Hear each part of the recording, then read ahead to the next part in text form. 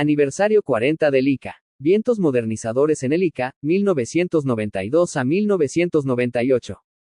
Por Salvador Camacho Sandoval. La cultura es el despertar del ser humano. María Zambrano, filósofa española.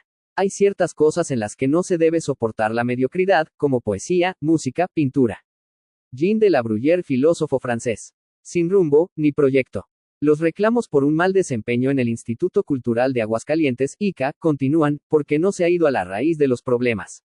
No son acciones menores las que deben cambiar de dirección, sino la urgencia de crear un proyecto cultural ambicioso y profesional, que cuente con más recursos económicos y, especialmente, con personas que tengan el perfil para encabezar e implementar dicho proyecto. No ha habido argumentos sólidos para justificar la presencia de militantes del Partido de la Revolución Democrática en el ICA, porque ellos no tienen la experiencia ni las capacidades probadas para desempeñar el puesto que ocupan. Una y otra vez, se ha denunciado que, en la Universidad de las Artes, en los departamentos de enseñanza artística y casas de cultura, y de planeación académica, entre otros espacios del instituto, están personas que no deben estar.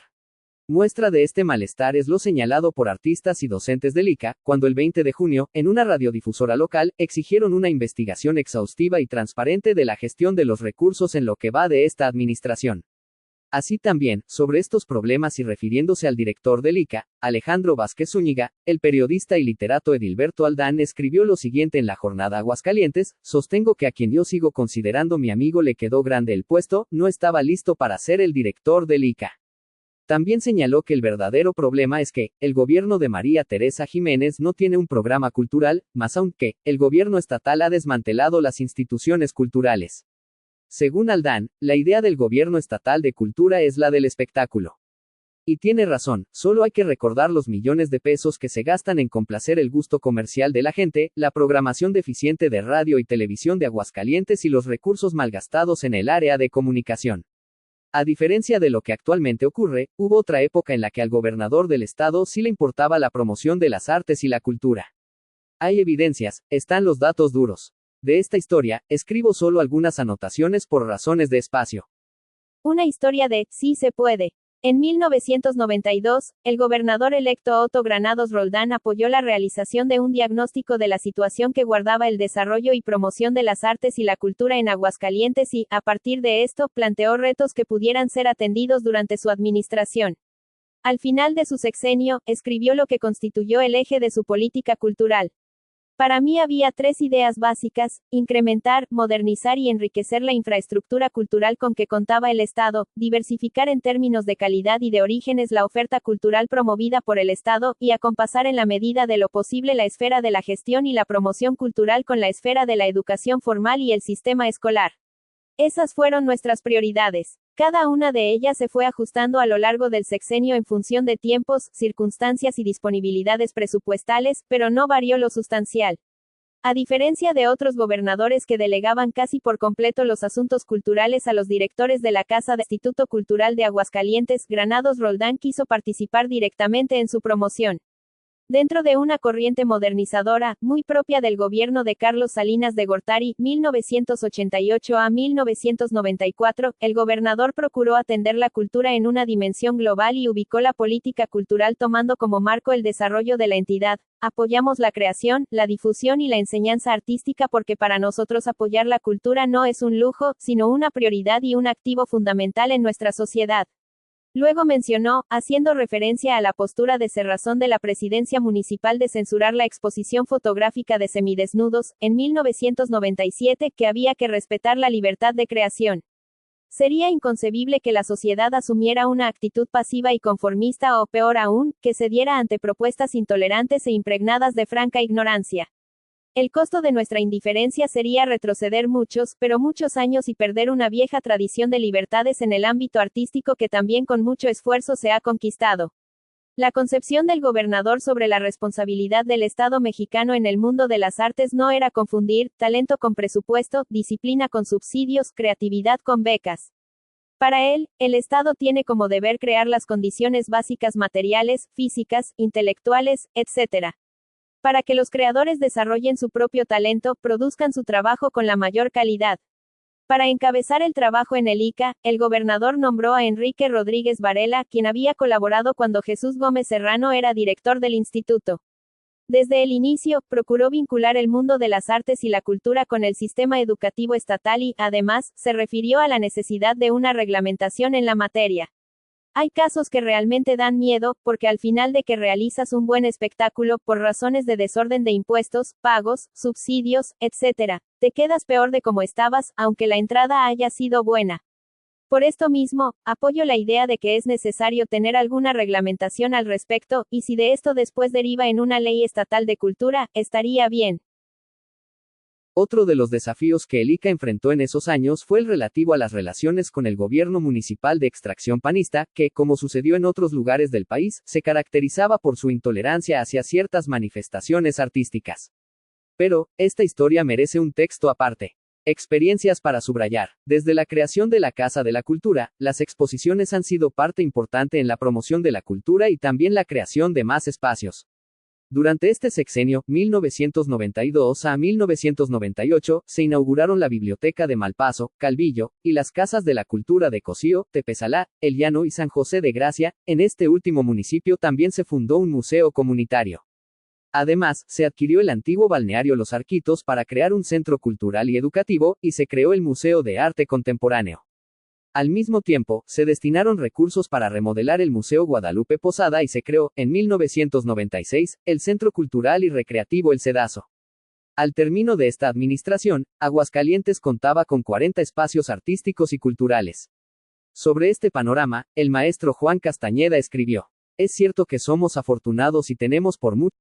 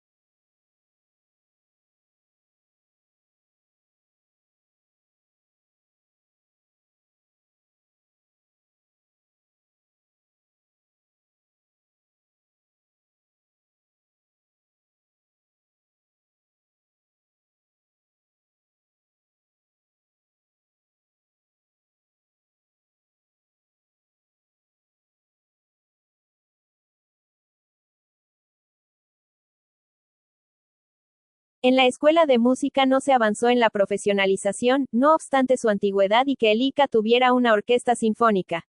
En la Escuela de Artes Visuales el panorama no varió mucho a lo realizado en años atrás, y se continuó ofreciendo cursos de pintura, dibujo y fotografía. Para su director, la licenciatura en Artes Plástica no era necesaria.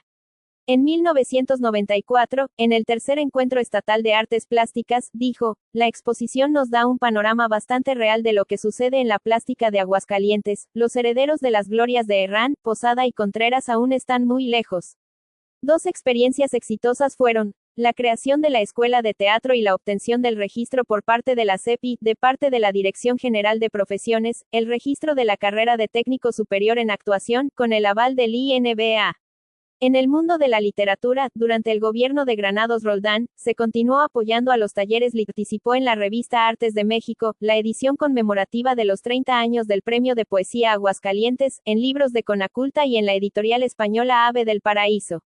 En suma, contando también los libros de Ciencias Sociales y Humanidades, durante esta administración, se publicaron 107 títulos. Al mismo tiempo, la revista Espacios publicó 18 números y Talleres 19.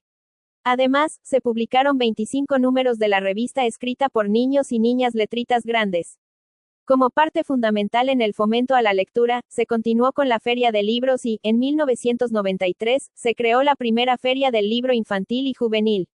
A esto se agregó la visita de destacados literatos José Emilio Pacheco, Carlos Monsiváis, Alberto Ruiz Sánchez y Juan Domingo. La promoción de la literatura también se dio en los eventos que tuvo Aguascalientes con el Circuito Cultural Centro Occidente. Con el Instituto de Educación se realizó un trabajo importante en la difusión de la lectura y se publicó el libro de texto gratuito Arte y Cultura de Aguascalientes. Entre la autocrítica y el orgullo. Con todo, hubo cuestionamientos. El poeta Ricardo Esquer escribió, por ahora, la imagen literaria de Aguascalientes se acerca más a la de una adolescente que ignora las posibilidades de sus atributos y prefiere el narcisismo a romper su relación de dependencia con el poder. En el campo de la música, se fortaleció la presencia de la Orquesta Sinfónica con la dirección del maestro Gordon Campbell y el apoyo de un patronato, siendo uno de sus líderes el doctor Alfonso Pérez Romo, quien tiempo después recordó, se invitaban a 50 gentes, los sentaban ahí en el teatro. Respondían que sí, aplaudían todos, luego se salían y no pasaba nada, hasta que invité a 6 y 4 quedaron, ellos sí trabajaron. Por este y otros factores, según la opinión del maestro Campbell, la orquesta en 1998 se encontraba en una etapa muy feliz, con presencia en la sociedad. También se creó la Orquesta Sinfónica Juvenil de Aguascalientes. Muchas de las actividades se atendieron con el apoyo del gobierno estatal y recursos propios, en otras se continuó con la relación del CONACULTA.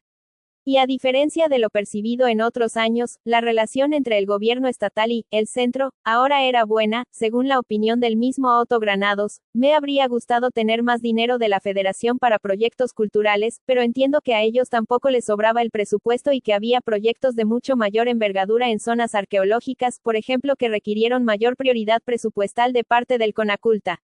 En el balance, me siento satisfecho de su cooperación. Los avances logrados no hacen que el nivel cultural.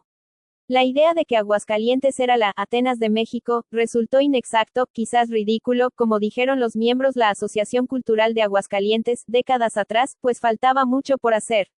Pero este panorama no era exclusivo del Estado, sino nacional, según lo apuntó Granados Roldán.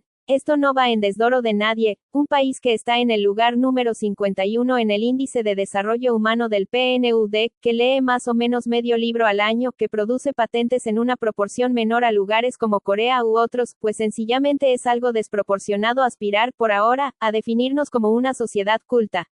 Entonces, el problema no está en Aguascalientes, es una cuestión nacional.